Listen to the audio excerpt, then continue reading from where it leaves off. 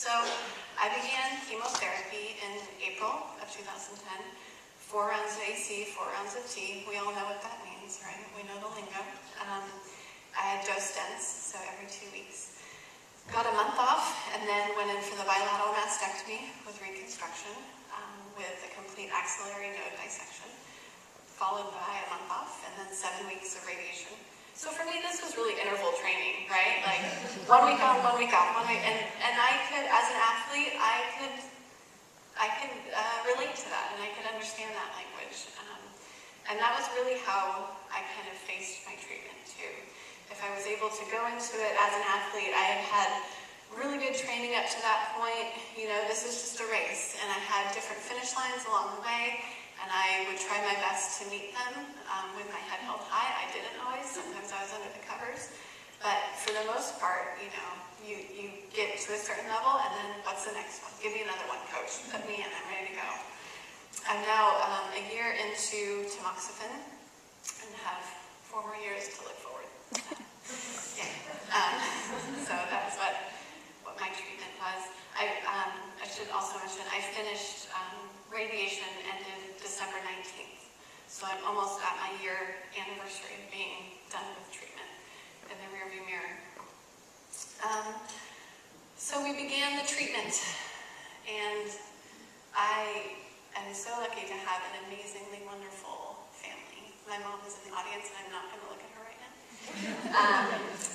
because who knows what emotional sparks will erupt. But I had family and friends present at every chemo session, and my sister Zoe, who's in this picture here with me, right after I had my surgery report placed, we went home, put our long hair into 4 braids, chopped them off, sent them off to Locks of Love. Hopefully somebody is wearing a wig right now with our hair.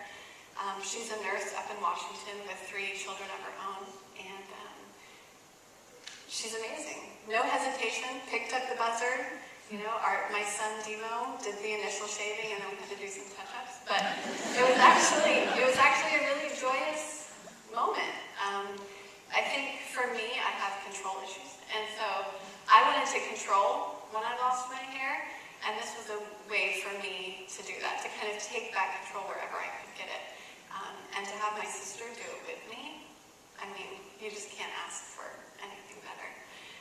And then I had, you know, friends come down from all over just to kind of sit with me during the infusion room, and we would walk in with brownie bites for the nurses and laptops and movies, and you know, it was a horrible time, and I don't mean to discount that at all. The lowest time of my life, but I had the power to choose what I was going to do with it, right? And so I chose, listen, I'm not going through this again, guys. So whole hog in right now. Like I'm gonna rock the ball look, I'm gonna get the big earrings, because I'm not doing this again. This is a one-time deal for me. So might as well, you know, I hate the lemonade out of lemons, but that's what I was trying my best to do for most of it.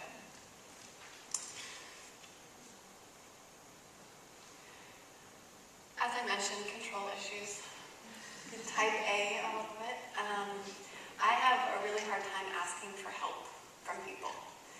I'm also very stubborn, and when I was diagnosed, I thought, who's going to do the grocery shopping? My kids, their play. Everything was coming at me at once. And I was lucky to have an amazing group, as I mentioned, of friends and family. And my friend Jen, my cancer manager, I called her, she created a Yahoo group. And in this Yahoo group, all of my friends could sign up to bring me dinner once a week. So, you know, Tuesday night was Chinese food, Wednesday night pizza, and then it also allowed people to come into the home and for my boys to not be scared and to look forward to people coming in and saying hello and dropping off, you know, cookies for them. And it was something to look forward to, I think, because so much of treatment is, you know, you drag yourself out of bed and you have to use every cell in your body to will yourself to go to the infusion center when you don't want to. But this was something that we could all kind of look forward to having people over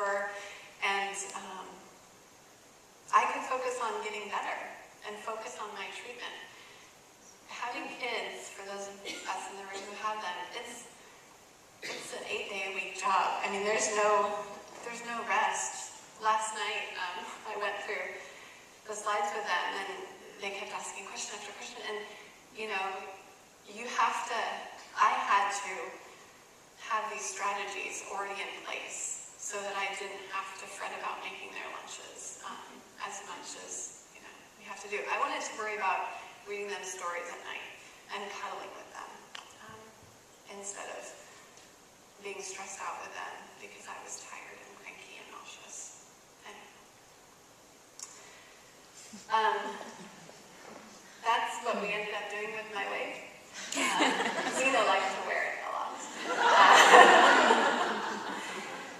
Actually, now it's at BCC because I tried to do the wig thing, it just didn't work for me. And so, you know, with my children, these are kind of some of the strategies that worked for us. I think children thrive on consistency. My kids thrive on consistency. So we really just tried to do that day to day. And I'll never forget the one day when they were asked to set the dinner table, and they were dragging their feet, and they were punching each other. And I said, guys, cut it out. Enough. Stop it. And Timo goes over to Zena. Well, Mom's feeling better now. She's back again. I was so proud. Mom's back. So, you know, and also letting them feel, again, it's that control thing. If they want to help, right? Like my kids love to help, and they want tangible things that they can do to help. So, you know, give me some water, I'm not feeling good. Oh, I got the best, actually, foot rub last week, too, for my boys. So, you know, any way that they feel, and they feel so good about that after, you know, that makes them feel very useful. And also, depending on your child, my oldest son did want to see the doctor and ask him questions and go and see where you can actually go into the infusion room. But taking him in just to see, this is where Mommy's going to be going, and when I say I am going to the doctor, this is where I will be.